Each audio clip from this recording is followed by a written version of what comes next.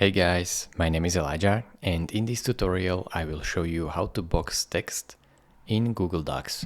So this is very simple and straightforward, just follow my steps. First, select the text that you want to box and press Command X or Ctrl X if you are on Windows. This will copy this text and simultaneously it will delete it. Now go over here to Insert and find where you can see drawing, then new, and simply click on text box right here.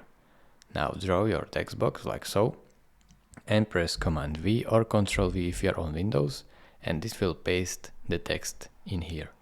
Now press save and close and your text is in box, as you can see. So it is really simple.